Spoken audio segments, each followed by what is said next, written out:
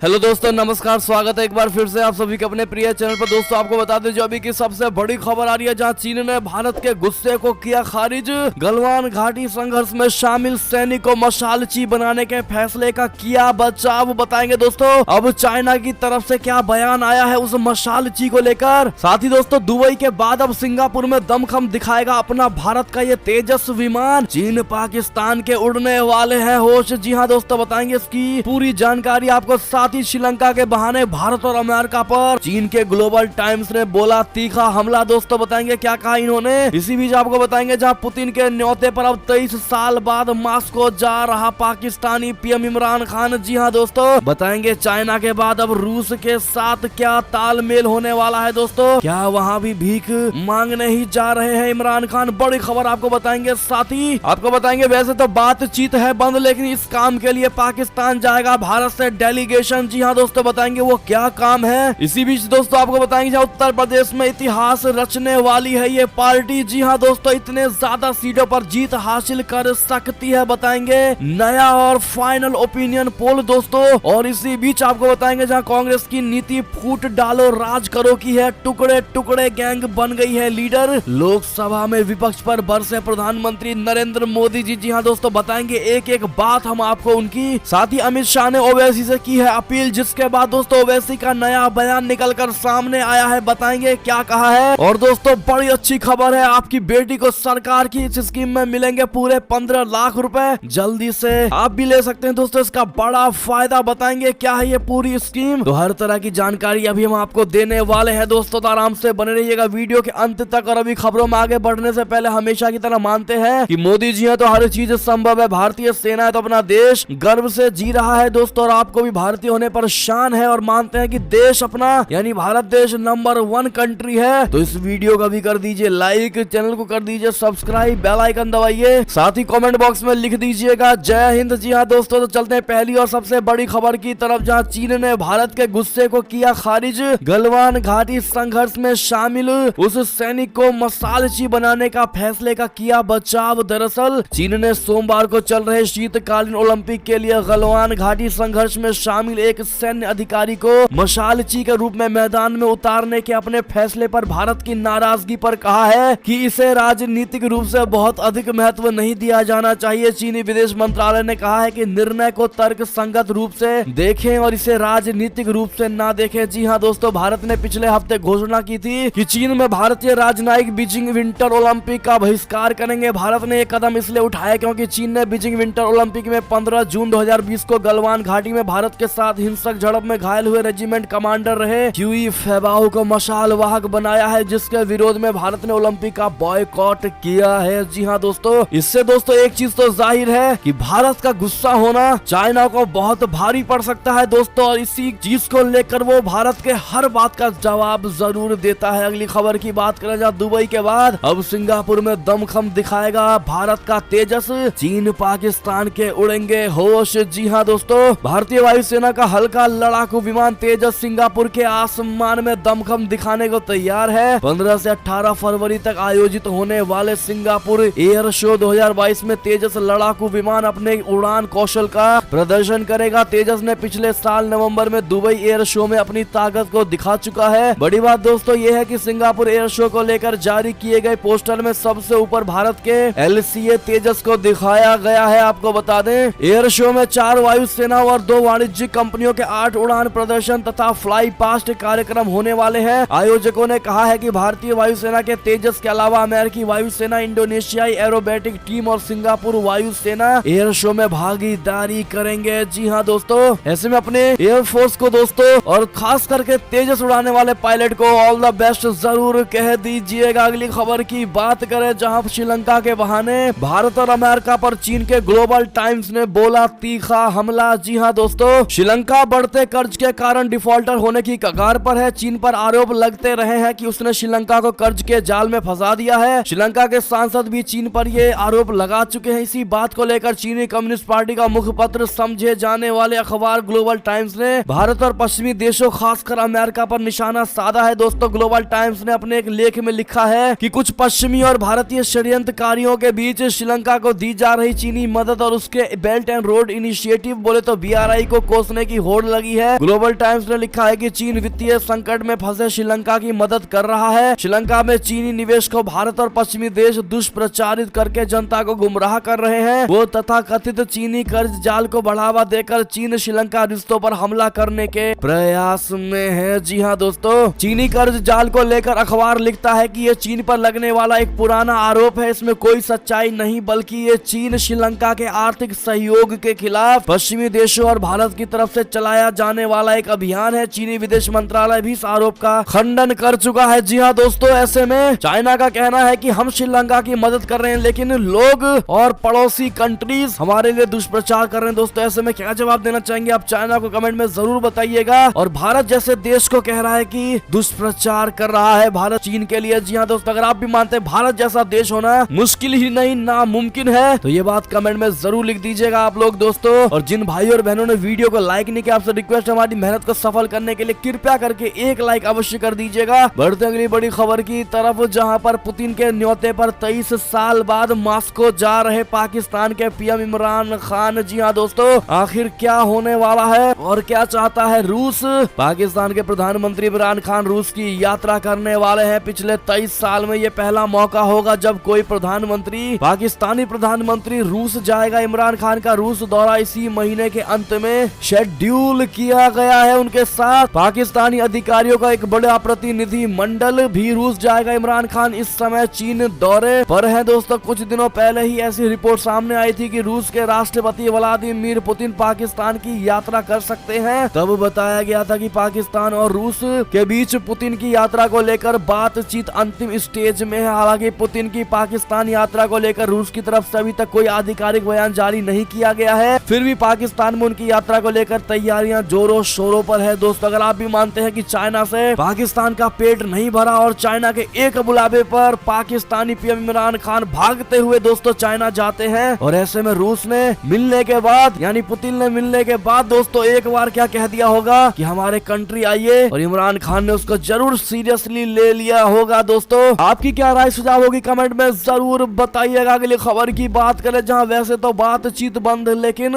इस काम के लिए पाकिस्तान जाएगा भारत से डेलीगेशन। क्या है खबर बता दे। परमानेंट इंडेक्स कमीशन बोले तो PIC की वार्षिक बैठक 1 से लेकर 3 मार्च तक पाकिस्तान में होगी। इसके लिए भारत का प्रतिनिधि मंडल इंडेक्स कमिश्नर PK सक्सेना के नेतृत्व में पाकिस्तान का दौरा करेगा। सूत्रों के अनुसार प्रतिनिधि मंडल के 28 फरवरी के आसपास रवाना होगा और 4 मार्च को लौटने की उम्मीद है। दोनों पक्षों के कमिश्नरों के नेतृत्व में आयोग की ये 117वीं बैठक होगी। जी हाँ दोस्तों, आपको बता दें कि 1960 की सिंधु जल संधि के तहत कमिश्नरों की मुद्दों पर चर्चा करने के लिए सालाना बैठक होती है। आखिरी मुलाकात दिल्ली में पिछले साल 23 से 24 मार्च तक हुई थी दोस्तों, इस बार लाहौर में होने वाला है। बढ़ते अगली खबर की ओर, जहां यूक्रेन पर 72 घंटे में रूस का कब्जा, 50,000 लोगों की होगी मौत। अमेरिका ने दी है ये प्रलय की चेतावनी। जी हाँ दोस्तों, रूस और यूक्रेन में सीमा पर जारी भारी तनाव के बीच अमेरिका ने बड़ी चेतावनी दे दी है दोस्तों कि पुतिन की सेना अगर चाहे तो मात्र 72 घंटे में यूक्रेन की राजधानी कीव पर कब्जा कर सकती है। अमेरिकी सेना के चेयरमैन ऑफ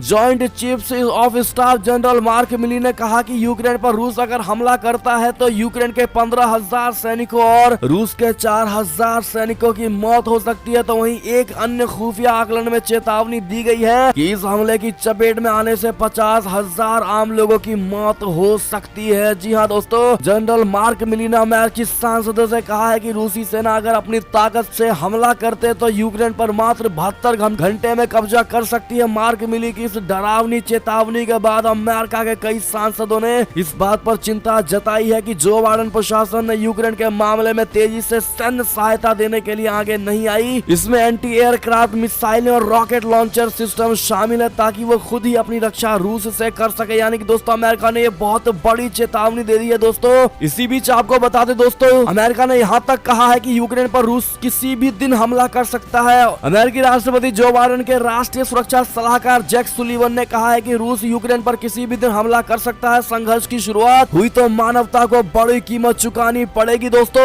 और इसी बीच भूमध्य सागर की ओर बढ़ रहा है रूस का महाविनाशक युद्धपोत, यूक्रेन की पूरी नौसेना को कर सकता है ये तबाह। जी हाँ दोस्तों, यूक्रेन से जारी तनाव के बीच रूसी नौसेना के 2 महाविनाशक युद्धपोत तेज तेजी से भूमध्य सागर की ओर बढ़ रहे हैं। अब भूमध्य सागर में 2 और काला सागर में एक स्लाव क्लास के क्रूजर मौजूद हैं। ये रूसी नौसेना के सबसे ताकतवर युद्धपोत माने जाते हैं। दोस्तों इन युद्धपोतों पर इतने गोला बारूद मौजूद है जो पूरे यूक्रेन को पल भर में बर्बाद करने की क्षमता रखते हैं। रूसी नौसेना के कई विध्वंसक क्रूजर और फ्रिगेट्स इस समय पूर्वी क्षेत्र को छोड़कर पश्चिम में काला सागर भूमध्य सागर के इलाके में गश्त लगा रहे हैं। दोस्तों यानी हालत और स्थिति बहुत बुरी होती नजर आ रही है दोस्तों यूक्रेन और रूस को लेकर। अगर इस बात को ऐसे समझे दोस्तों कि किसी को पता नहीं कब क्या हो सकता है, 1 सेकंड बाद दोस्तों हो सकता है वार शुरू हो जाए। आपकी इस पर क्या प्रतिक्रिया होगी, राय जरूर दीजिएगा दोस्तों। इसी बीच रूस के करीब जाने की कोशिश कर रहे इमरान खान को पुतिन ने दिया कश्मीर पर बहुत बड़ा झटका। कहा हमारी नीति बदली नहीं है कश्मीर पर। जी हाँ दोस्तों, रूस ने अमेरिका से निपटने के लिए चीन के साथ वैश्विक रणनीति बना रहा है। यूक्रेन क्राइसिस के मामले में भी रूस और चीन के बीच अच्छा तालमेल देखने को मिला, लेकिन बात जब कश्मीर की आती है तो रूस हमेशा अपनी पुरानी नीतियों का ही हवाला देता है। उसका कहना है कि जो भी समाधान निकलेगा दोनों देशों की बातचीत से ही निकलेगा, किसी का दखल देना इसमें ठीक नहीं होगा। कश्मीर पर रूस की स्थिति को स्पष्ट करते हुए सरकार ने कहा कि रूस की नीतियों में कोई परिवर्तन नहीं है और किसी के भी द्विपक्षीय मुद्दे में रूस हस्तक्षेप नहीं करेगा। ये भारत और पाकिस्तान के बीच हल हो सकता है। संडे में छपे बयान में ये भी स्पष्ट किया गया है कि किसी के पक्ष में कोई बात नहीं की जा रही है। जी हाँ दोस्तों,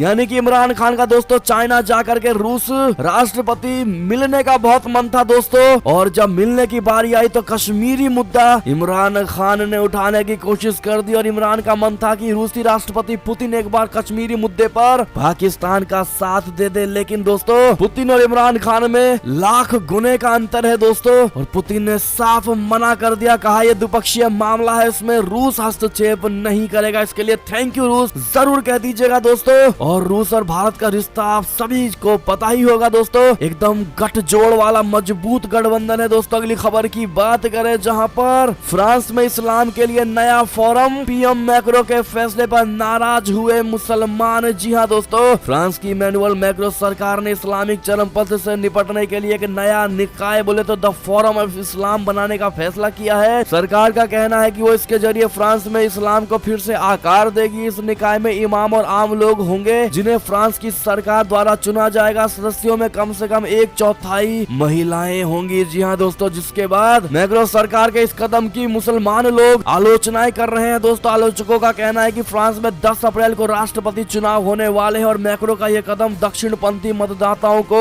आकर्षित करने की एक राजनीतिक चाल है। अगली खबर की बात करें दोस्तों, जहां पर अरुणाचल प्रदेश में बर्फीले तूफान में लापता हुई सेना की पेट्रोलिंग टीम, 7 जवान उसमें अभी भी फंसे हुए हैं दोस्तों। बचाव अभियान शुरू कर दिया गया है। जी हाँ दोस्तों, अरुणाचल प्रदेश के कामेंग सेक्टर में ऊंचाई पर स्थित इलाके में हिमस्खलन होने से भारतीय सेना के 7 जवान फंस गए हैं। आधिकारिक सूत्रों ने सोमवार को कहा है कि फंसे हुए लोगों का पता लगाने के लिए तलाश और बचाव कार्य जारी है। उन्होंने कहा कि सैन्य कर्मी एक गश्ती दल में शामिल थे और वे रविवार को आए हिमस्खलन में फंस गए। एक सूत्र ने कहा कि अभी तलाश और बचाव कार्य जारी है। राहत कार्य में सहायता के लिए विशेषज्ञों के दल को हवाई मार्ग से पहुंचाया गया है। इलाके में पिछले कुछ दिन से मौसम खराब है और भारी बर्फबारी हो रही है। जी हाँ दोस्तों, सर्दियों के महीनों में ऊंचाई वाले क्षेत्रों में गश्त करना मुश्किल हो जाता है। सेना पहले भी ऐसी घटनाओं में अपने सैनिकों को खो चुकी है। मई 2020 में सिक्किम में हिमस्खलन की चपेट में आने से सेना के 2 जवानों की मौत भी हो गई थी दोस्तों,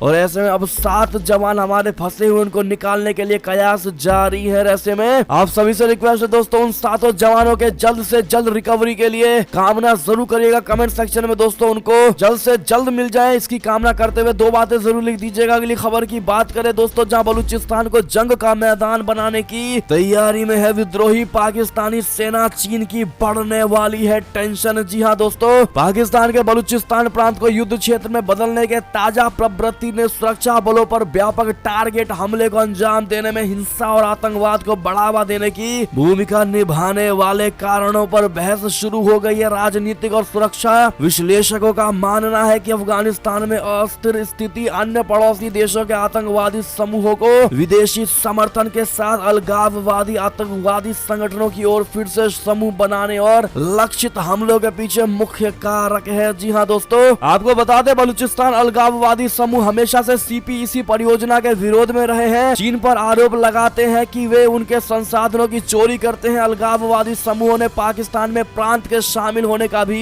विरोध किया है। जी हाँ दोस्तों, ऐसे में बलूचिस्तान के मांग का क्या आप लोग सही ठहराते हैं दोस्तों या गलत? कमेंट में जरूर बताइएगा। अगली खबर की बात करें जहां चीन ने वियतनाम सीमा के पास 35 लाख लोगों को किया जेल में बंद। ओलंपिक के बीच बौखला उठा ड्रैगन। जी हाँ दोस्तों, चीन की सरकार ने वियतनाम की सीमा पर स्थित एक शहर में करीब 35 लाख लोगों को अत्यधिक सख्त लॉकडाउन में बंद कर दिया है दोस्तों। और आ रही रिपोर्ट के मुताबिक किसी भी शहरवासी को अपने घर से बाहर पैर रखने की इजाजत नहीं है। रिपोर्ट के मुताबिक 70 कोरोना वायरस मरीज मिलने के बाद शी जिनपिंग की सरकार ने दुनिया का सबसे सख्त लॉकडाउन लगा दिया गया है दोस्तों। लेकिन माना यह जा रहा है कि ये लॉकडाउन नहीं बल्कि लॉकडाउन की आड़ में दोस्तों चाइना अपने चीनी लोगों पर दोस्तों दबाव डालना चाहता है। उनको जबरदस्ती जबरन अपने रंग में रंगना चाहता है दोस्तों। अगली खबर की बात करें जहां पर आव्रजन हिरासत केंद्र ले जाएंगे बरी किए गए 56 भारतीय मछुआरे, 10 नाव भी हुई जब्त। जी हाँ दोस्तों, श्रीलंका के उत्तरी जाफना प्रायद्वीप की एक अदालत ने जिन 56 भारतीय मछुआरों को रिहा करने का पिछले महीने आदेश दिया था,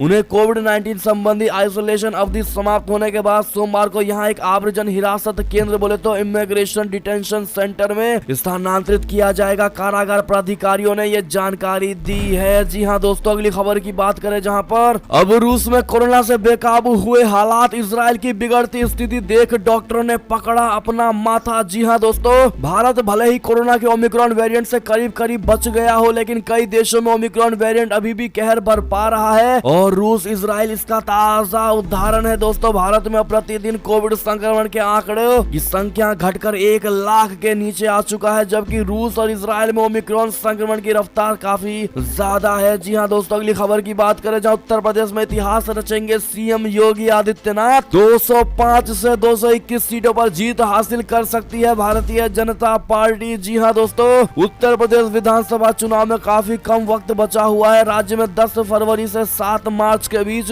वोटिंग होनी है, जिसके बाद 10 मार्च को नतीजे घोषित किए जाएंगे। वोटिंग 7 चरणों में होगी। ऐसे में सबकी नजरें इस वक्त विधानसभा चुनाव पर टिकी हुई है। उत्तर प्रदेश में इस बार किसकी सरकार बनेगी? क्या सीएम योगी आदित्यनाथ इतिहास रचेंगे या अखिलेश यादव सत्ता की चाबी हासिल करेंगे? उत्तर प्रदेश की जनता क्या चाहती है? इन सारे सवालों का जवाब आपको मिलेगा टीवी 9 भारतवर्ष के फाइनल ओपिनियन पोल में। जी हाँ दोस्तों, आपको बता दो ओपिनियन पोल में बीजेपी को 205 से 221 सीटों पर जीत हासिल होती नजर आ रही है, जबकि समाजवादी पार्टी 144 से 159 सीटों पर ही सिमटती नजर आ रही है। तो वहीं बात करें दूसरी पार्टियों की तो बीएसपी के खाते में 21 से 31 और कांग्रेस के खाते में केवल 2 से 7 सीटें जाती दिखाई दे रही हैं। इसके अलावा अन्य को 0 से 2 सीटें ही मिलती दिखाई दे रही है। दोस्तों, कितने भाई और बहनों को लगता है कि कहीं ना कहीं फिर से उत्तर प्रदेश में मोदी लहर ही आएगी? दोस्तों कमेंट में जरूर बताइएगा आपको क्या लगता है, आपकी अपनी क्या राय है दोस्तों, बताना मत भूलिएगा। बात करें अगली खबर की जहां पर लोकसभा में विपक्ष पर बरसे पीएम मोदी जी। कांग्रेस की नीति फूट डालो राज करो की है, टुकड़े टुकड़े गैंग बन गई है लीडर। जी हाँ दोस्तों, प्रधानमंत्री नरेंद्र मोदी जी ने लोकसभा में राष्ट्रपति के अभिभाषण पर धन्यवाद प्रस्ताव देते हुए बहस का जवाब दे रहे हैं। संसद में बोलते हुए पीएम नरेंद्र मोदी जी ने विपक्षी पार्टी कांग्रेस पर जमकर हमला बोला है। पीएम मोदी ने कहा है कि कांग्रेस की नीति फूट डालो राज करो की है। पीएम मोदी ने कहा कि कांग्रेस पार्टी टुकड़े टुकड़े गैंग की नेता बन गई है। जी हाँ दोस्तों, लोकसभा में पीएम मोदी ने कहा कांग्रेस की नीति फूट डालो राज करो की है, टुकड़े टुकड़े गैंग की नेता बन गई है कांग्रेस। प्रधानमंत्री ने कांग्रेस ने अपने गरीबी हटाओ नारे के कारण कई चुनाव जीते, लेकिन ऐसा करने में असफल रही। फिर देश के गरीबों ने उन्हें वोट दिया। पंडित नेहरू ने कहा था कि कोरियाई युद्ध मुद्रास्फीति का कारण बना। उन्होंने कहा कि अमेरिका में किसी भी अशांति की वजह से महंगाई भी होती है। पीएम मोदी ने कहा कि कुछ लोगों को मेक इन इंडिया से दिक्कत है, क्योंकि उनके लिए इसका मतलब है कि भ्रष्टाचार नहीं होगा, वे पैसा नहीं जुटा पाएंगे। हमने रक्षा के विभाग से जुड़े सभी लंबित मुद्दों को हल करने का प्रयास किया है। पीएम मोदी ने आगे कहा कि कांग्रेस ने तमिल भावनाओं को ठेस पहुंचाने की कोशिश की है। वो देश को बांटना और राज करना चाहती है। मैं तमिलनाडु के नागरिकों को सलाम करना चाहता हूं, जिन्होंने सीडीएस जनरल बिपिन रावत को श्रद्धांजलि देने के लिए घंटों सड़कों पर लाइन लगाई। फूट डालो और राज करो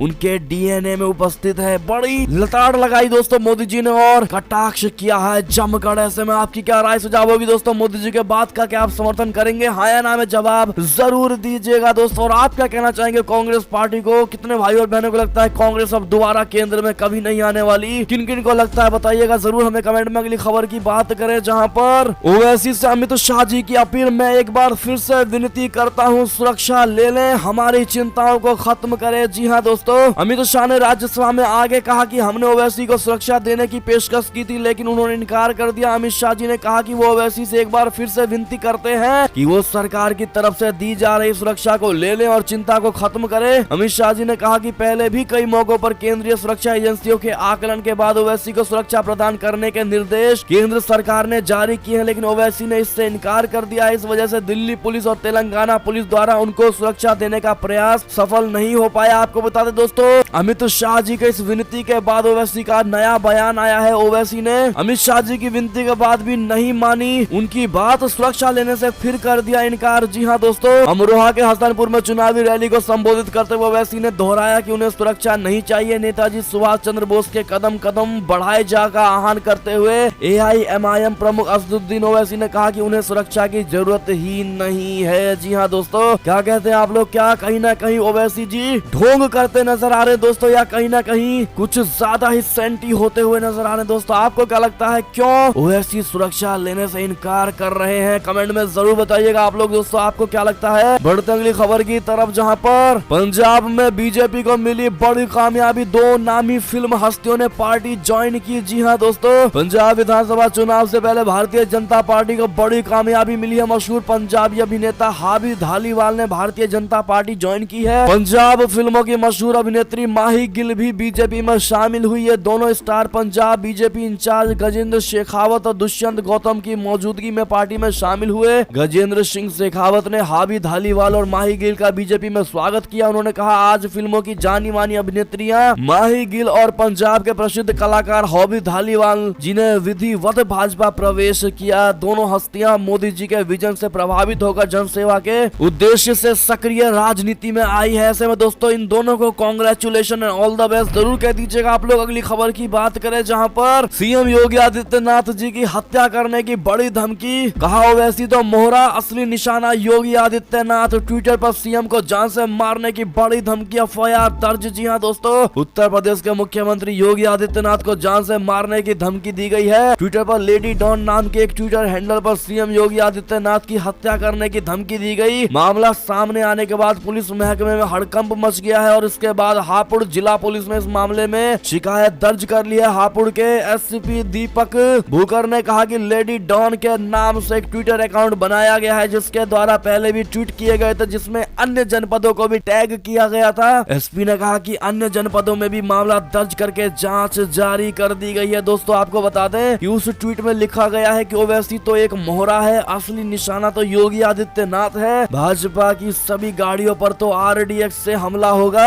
यूपी पुलिस को टैग करते हुए आगे लिखा गया है कि अपनी टीम लगाओ, दिल्ली मत देखो, योगी मारा जाएगा। लेडी डॉन 3 नाम के ट्विटर हैंडल से एक के बाद एक हुए कई ट्वीट में अलीगढ़ पुलिस को टैग करते हुए लिखा गया है कि योगी आदित्यनाथ की जान खतरे में है। ये भी लिखा गया है कि योगी आदित्यनाथ सूरज नहीं देख पाएंगे। उत्तर प्रदेश मेरठ निवासी सीमा सिंह मानव बम बनकर आ रही है जो जोगी योगी का संहार करेगी। जी हाँ दोस्तों, ऐसे में इस बम से उड़ाने वाले आरोपी को दोस्तों आप क्या जवाब देना चाहेंगे कमेंट में जरूर बताइएगा, और इसको क्या सजा मिलनी चाहिए दोस्तों पकड़े जाने के बाद, कमेंट में बताना मत भूलिएगा दोस्तों। बढ़ते अगली खबर की तरफ जहां पर बड़ी अच्छी खबर है, सुकन्या समृद्धि योजना को लेकर आपकी बेटी को सरकार इस स्कीम में मिलेंगे पूरे 15 लाख रुपए। जी हाँ दोस्तों, अगर आप भी अपनी बेटी के लिए बड़ा फंड बनाने की सोच रहे हैं या फिर आप भी अपनी बेटी की पढ़ाई और शादी के लिए पैसों की टेंशन कर रहे हैं तो आपके बिल्कुल भी परेशान होने की जरूरत नहीं है। आज हम आपको केंद्र सरकार की एक ऐसी स्कीम के बारे में बता रहे हैं दोस्तों जिसके जरिए आपकी बेटी पूरे 15 लाख रुपए मिल सकते हैं दोस्तों। केंद्र सरकार की सुकन्या समृद्धि योजना दोस्तों, जिसमें सिर्फ 250 रुपए लगाकर आपको पूरे 15 लाख रुपए मिलते हैं। इस स्कीम में आप अपनी बेटी की पढ़ाई या फिर शादी के लिए एक बड़ा फंड बना सकते हैं। दरअसल सिर्फ 15 साल तक आप इसमें पैसे जमा करने होते हैं दोस्तों। इस स्कीम की अच्छी बात यह है कि आपको पूरे 21 साल तक पैसे जमा नहीं करने होते। अकाउंट खोलने से लेकर 15 साल तक ही पैसे जमा किए जा सकते हैं, जबकि बेटी के 21 साल की उम्र तक उन पैसों पर ब्याज मिलता रहेगा। आपको बता दें इस समय सरकार की इस स्कीम पर खाता धारकों को 7.6% की दर से कंपाउंडिंग ब्याज का फायदा मिल रहा है। जी हाँ दोस्तों, कंपाउंडिंग ब्याज बड़ी बात है दोस्तों और बड़ी खबर थी ये। इससे जुड़ी अधिक जानकारी अगर आपको चाहिए तो कमेंट में हमसे जरूर पूछिएगा, हम आपको सेपरेटेड वीडियो जरूर इसकी लाकर देंगे दोस्तों। कोई क्वेश्चन हो तो कमेंट में जरूर पूछिएगा। ऐसे में दोस्तों ये थी अब तक की सारी बड़ी खबरें। आपको हमारी खबर कैसी लगी? आशा करता हूँ बहुत अच्छी लगी होगी। अगर थोड़ी भी अच्छी लगी है दोस्तों तो इस वीडियो को भी अपने भाई बंधुओं में व्हाट्सएप, फेसबुक, ट्विटर के जरिए पूरे भारत में शेयर करना बिल्कुल मत भूलिएगा दोस्तों। और अभी कर दीजिए इस वीडियो को लाइक, चैनल को कर दीजिए सब्सक्राइब, बेल आइकन दबाइए, साथ ही कमेंट बॉक्स में लिख दीजिएगा जय हिंद जय भारत। तो मिलते हैं आपसे अगली बड़ी खबर में, तब तक अपना ख्याल रखिएगा दोस्तों। बहुत बहुत धन्यवाद। और खबरों का सिलसिला लगातार हमारे चैनल पर जारी है, तो अपडेट रहना बिल्कुल मत भूलिएगा दोस्तों। अगली खबर का इंतजार करिएगा। हम मिलते हैं आपसे अगली खबर में। जय हिंद जय भारत, जय श्री राम, वंदे मातरम।